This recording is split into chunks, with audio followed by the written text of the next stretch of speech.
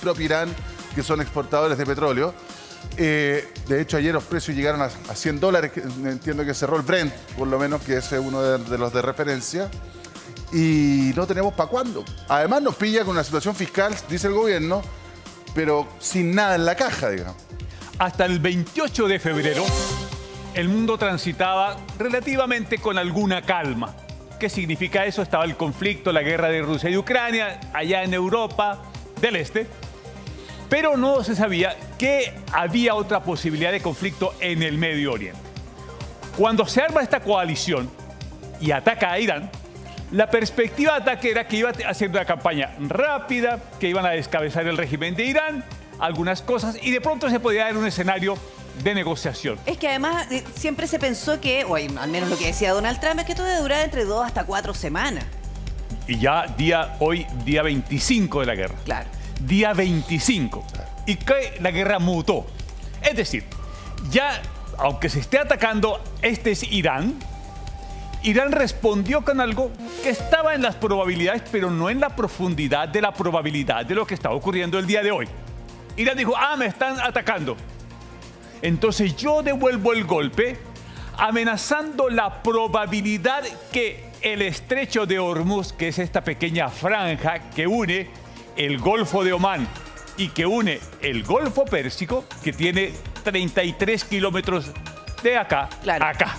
Esa es la extensión de la parte más angosta. Es un embudo. Claro. Este es un embudo. Este es el Golfo Pérsico, de aquí sale el petróleo, sale por el estrecho de Hormuz, entra al Golfo de Omán, toma el Mar Índico y se reparte por todo el mundo. Claro, y por las características, y por además de todo el ambiente hostil, esto se puede transformar en una trampa, entonces los cargueros no pasan. Pero es que además que la cosa se fue poniendo, porque ya, cuando partió este conflicto, ¿el petróleo se vio presionado en los mercados? Sí, 30, pongámosle, y empezó a escalar a 70, 80, pero ¿cómo se llama? Como esta amenaza se hizo muy latente, acá hay que entender que en este estrecho hay como dos franjas muy pequeñas por la profundidad y por la cercanía de las costas. Claro. Entonces es realmente estrecho, más estrecho que lo que se ve, de hecho. Y todas estas islas que están acá son controladas por Irán y tiene, digamos, vigilancia en el tema. Ahora, le pidió Estados Unidos a Europa que apoyara con esto y Europa le dijo que no. Entonces como que, y Estados Unidos no ha podido, Donald Trump no ha podido garantizar el libre tránsito por ahí. Tránsito de buques por el estrecho de Hormuz hay. Hay de a 1, de a 2, de a 5, pero hay. Habitualmente, antes del 28 de febrero, por esta línea transitaban los que salían y los que ingresaban, más o menos 100 buques petroleros y de gas. Eso equivale al 20% del petróleo a nivel mundial. Sí, recordemos que la producción de petróleo está en toda esta zona. Está en Irak, está en Bahrein, está en Kuwait, está en Qatar, está en Omán. Es decir, esta es la zona que produce el 20% de petróleo y de gas mundial.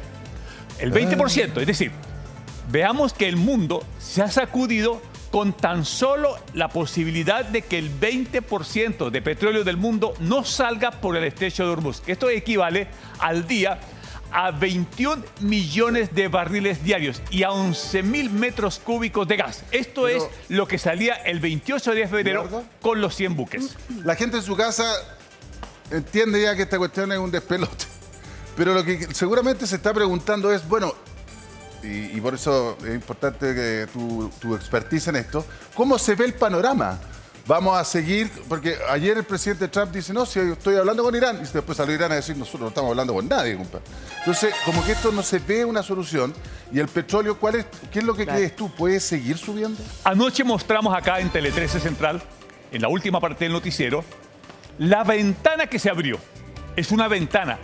En este instante, en este momento, en este preciso instante, se están reuniendo en Islamabad, en Pakistán, representantes de Irán y representantes de los Estados Unidos con el patrocinio del gobierno de Pakistán para ver si se abre una ventana de negociación. Porque si uno va a la prensa del día de hoy, ocurre que Estados Unidos e Israel siguen atacando. Irán atacó esta mañana a territorio israelí. Es decir, la guerra está en su plena efervescencia. Claro. Pero abierta esa pequeña ventana, ¿qué es lo que puede ocurrir? ¿Cuál es el escenario que tiene adelante? ¿Qué es lo que se quiere con urgencia el día de hoy? Estados Unidos le dice al mundo, bueno, yo estoy intentando hacer todo lo posible para que haya el libre tránsito de acá. Irán dice, no, espérese, esa es mi póliza de garantía. O sea, Irán... Sí. ¿Es el mejor escudo que tiene Irán? Claro, pero con un problema, que Irán también se afecta económicamente, porque en la cantidad de petróleo que ellos saquen por esta vía también le ingresa dinero a sus arcas. Aquí todos pierden. Claro. En esta guerra están perdiendo todos. Lo que pasa es que se utiliza precisamente el estrecho de Hormuz, que está complicando a todo el mundo, a los aliados de Estados Unidos también, para que esos mismos aliados empiecen a decir, ya, pues paren con la guerra, si estamos... O sea, porque a lo mejor si esta cuestión se proyectó a 4 semanas y ahora no tiene para cuándo terminar, lo mismo que la guerra a Ucrania. Perdón, pero Rusia pensó que esa guerra iba a durar 2 semanas.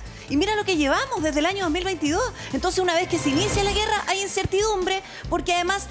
todos nos empezamos a desayunar con las sucesiones que hay al interior de Irán. Ellos pensaban que descabezando la cúpula, ya esto iba a cambiar. ¿Y el régimen no cayó? No ha caído.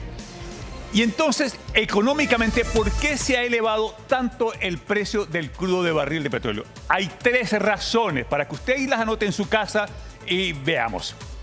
La primera razón, cuando vino los primeros ataques, las compañías de seguro, las que aseguran el valor del crudo de petróleo y del gas que salen por aquí, dijeron, ¿sabe qué? Mayor precio, cobramos más prima, más valor de la prima, porque hay riesgo de ataque. Algunas derechamente dijeron, entonces, no vamos a responder por esos ataques, no, claro. no va a responder el seguro. Entonces le dijeron a las compañías navieras, a todos los propietarios de los buques que van por aquí, señor, esto está muy riesgoso, si usted pagaba 1, ahora va a pagar 1 millón. Esa es la prima de riesgo. Impresionante. Yo lo cubro, pero me paga el millón. Entonces, ¿qué dijeron los petroleros? No, eso es muy caro, o sea, ¿a cómo nos va a llegar? Esa variable le produce más o menos $20 de los 70 que estábamos hablando, 66, ya hay $20 por prima de riesgo. Sí, las aseguradoras aumentaron el valor de la cobertura. Seguramente esas compañías navieras no pagaron ese seguro y están esperando a ver qué pasa. No. Y las que pagaron probablemente piensen que no les van a responder. Saquemos el cálculo así. Un buque petrolero. Un buque petrolero, más o menos con 1 millón de barriles que transporte, son $100 millones. Ese es el valor de la carga.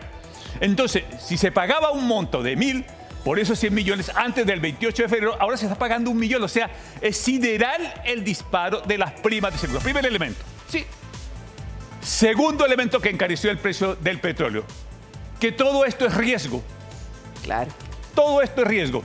¿Riesgo de qué? De que le coloquen una mina aquí, de que le coloquen un misil, de que le coloquen un dron. Entonces ya tenemos el segundo elemento, que esta zona se convirtió hoy en una de las más riesgosas del mundo para el transporte del crudo de petróleo y del gas. Segundo elemento, ¿sí? Entonces viene el tercero, que es el más complejo de todos. Si no me cubren la prima, si hay riesgo de ataque, entonces se paraliza la movilización y de facto queda cerrado el estrecho de Hormuz. Claro, cuando tú tienes un 20% menos de petróleo en los mercados, evidentemente sube el precio. Porque la China, que le compraba a Irán, por ejemplo, ¿dónde va a ir a buscar ese petróleo?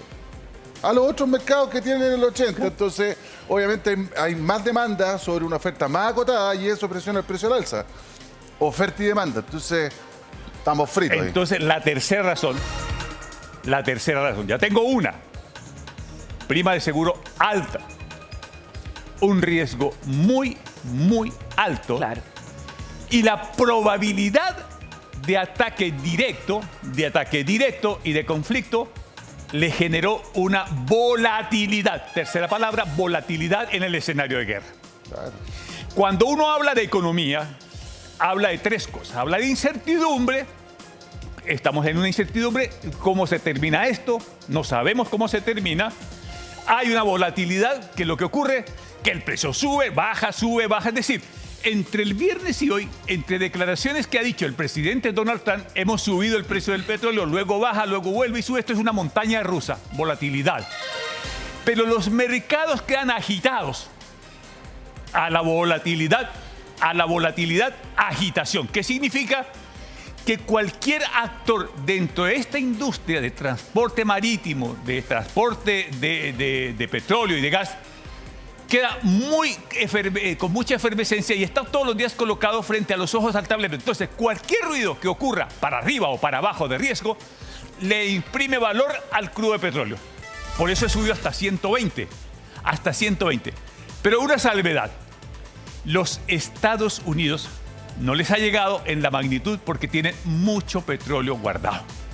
Está recibiendo también petróleo de Venezuela ahora. O sea, y tiene además el petróleo venezolano a disposición si es que faltara. Entonces, la preocupación económica no la está sintiendo el estadounidense como la estamos sintiendo nosotros o como la vamos a sentir desde el jueves.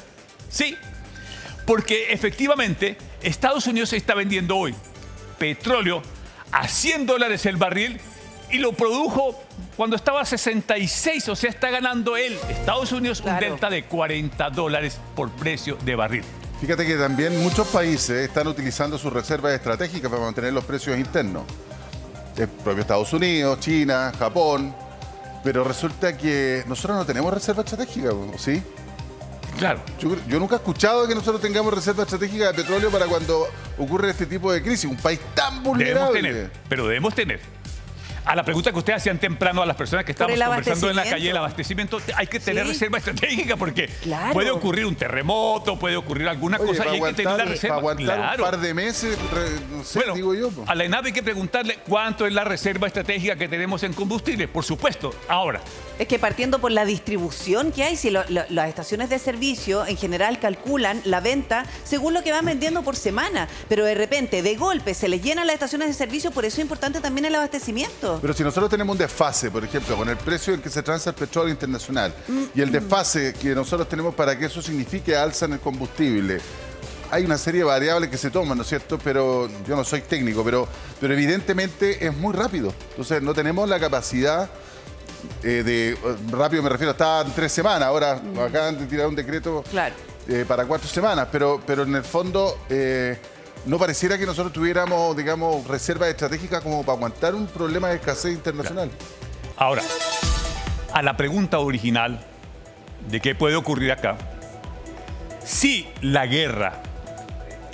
guerra va a la siguiente fase, que es ataque de infraestructura.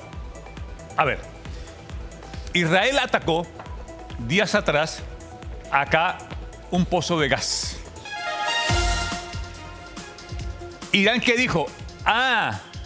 Yo les devuelvo el golpe. Si nos vamos a ir a ataque por infraestructura energética, yo puedo también atacar toda la infraestructura energética que produce petróleo. Eso es mucho más grave. Sí. ¿Por qué es mucho más grave?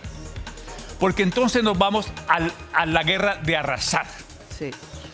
Entonces Estados Unidos le dijo, el presidente Donald Trump le dijo el sábado a Irán, señores, si ustedes no me despejan el estrecho de Hormuz, solamente esta parte, despéjenme en esto, para que los buques transiten. Si ustedes no me lo hacen, yo le boto toda la infraestructura de electricidad de Irán. ¿Qué significa? Que todas las torres de generadoras de electricidad que están acá y que le generan luz y energía al sistema productivo de Irán y a los 93 millones de iraníes, los puede derribar. Y les había dado un ultimátum que se vencía en la mañana de hoy. ¿Sí? Claro, pero le pidió al Ministerio de Guerra o al Departamento de Guerra que aplazara en 5 días ese ultimátum porque se supone que estarían negociando.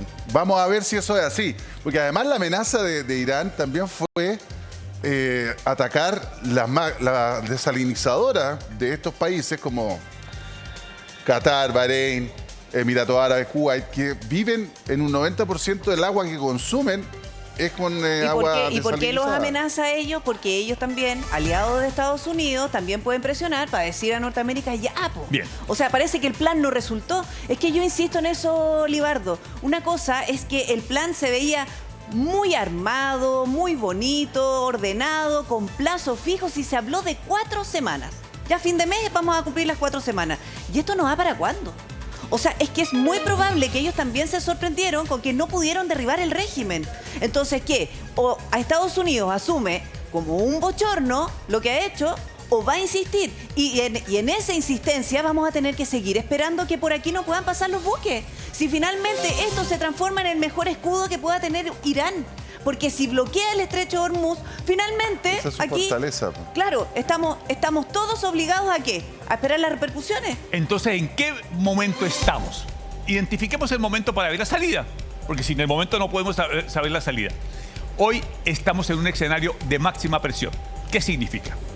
Ya las amenazas van directamente hacia las infraestructuras, tanto de energía, claro, como decía muy bien José Luis, claro, de las plantas desalinizadoras. ¿Qué significa? Aquí no hay ríos, y si hay son muy pequeños. Entonces, dar agua a todos estos habitantes de esta zona, que son 100 millones de personas, se requieren 450 plantas desalinizadoras. Un ataque a esas plantas significaría dejar sin agua, sí, agua. No, es gravísimo. Agua. Es gravísimo, es vital elemento. Aquí, dejaría eso. Sí. ¿Eso qué involucra? Involucraría que esta gente desesperada de Omán, de Qatar, de Dubái, de Emiratos Árabes, de Bahrein, de Kuwait, de Irak, se vean en la necesidad inclusive de meterse a la guerra. Claro. De involucrarse. Es que es una provocación. Nos queda una guerra regional Sí, amplia. es una provocación. E Irán, lo que ha mostrado hasta el día de hoy, la han decapitado, le mataron al ayatollah, le mataron al ministro de Defensa, al ministro de Inteligencia, le han matado la cúpula. Pero la ventana que se abrió ayer es a través de un hombre que es clave. Y ese hombre es el presidente del Parlamento de Irán. ¿Por qué es clave? ¿Por qué es clave? Porque Gaddafi es no solamente el presidente del Parlamento, sino que es uno del riñón del poder de la Guardia Revolucionaria de Irán. Es decir, los conoce a todos, sí. Fue militar, fue alcalde de Teherán y por lo tanto él entiende claves políticas. Él es uno de los que estaría en la negociación en Islamabad para intentar si esa ventana de oportunidad que tenemos ahora, con máxima presión digo, o sea, hoy, si uno abre las cosas, se da cuenta que le están cayendo misiles a Irán, que Irán contesta, ataca a Israel. Es decir, el intercambio de misiles y de drones continúa. En una guerra hay que meter máxima presión y los actores están metiendo máxima presión. Si yo tomara eso de máxima presión, diría, oiga, esto en 2 meses no tiene para solución. 2 meses. Porque además Estados Unidos pidió $200.000 millones para la guerra. O sea, el pronóstico y el cálculo que hizo el Pentágono es que $200.000 millones a $1.000 millones gasto que requiere mantener la flota me haría pensar que la guerra está prevista para 2 meses. No le alcanzó el Libardo, es presupuesto. que mira, ahora tenemos que poner más atención que nunca a lo que nos informe Libardo. Si usted ve habitualmente el informe internacional, el bloque internacional, ahora más que nunca porque repercute en Chile, no solamente en el bolsillo de los chilenos. Por eso es tan relevante.